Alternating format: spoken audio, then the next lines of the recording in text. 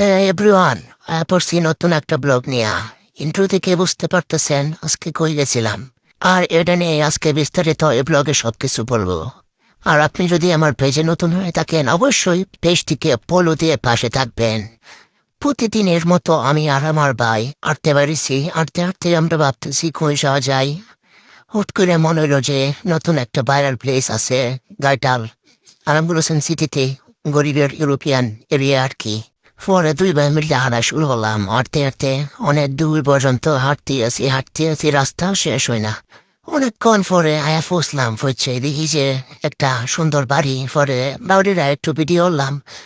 এরপরে দেখি বাড়ির ধারে কিছু এই হরিণের লাশ খেতেছে। পরে এটারে হরিণটারে একটু জুম করলাম, জুম করে ভিডিও করলাম। হরিণদের ভিডিও শেষে পরে আমরা সামনে দিকে হাঁটা শুরু করলাম। হাঁটতে হাঁটতে দেখি কি সুন্দর সুন্দর বিল্ডিং, আসমানও মেঘ। একটু সামনে দিতে একটা সুন্দর মসজিদ, ভাবলাম এটা একটু ভিডিও করে ব্লগে তুললে দেই। এই যে আছে আমার ভাই, বড় ভাই, সে ব্লগ তৈরি করতেছে। এরপরে একটু সামনে যাইতে দিই সেই বিখ্যাত বাড়ি, মানে ইউরোপিয়ান বাড়ি আর কি।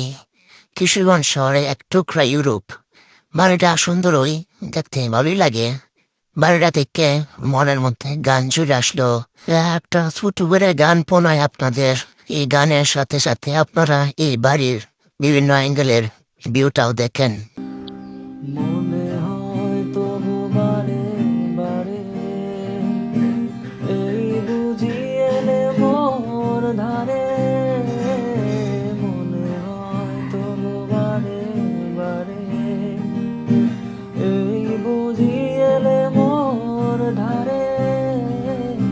সে মধুর স্বপ্ন রাখো, কেন দূরে থাকো।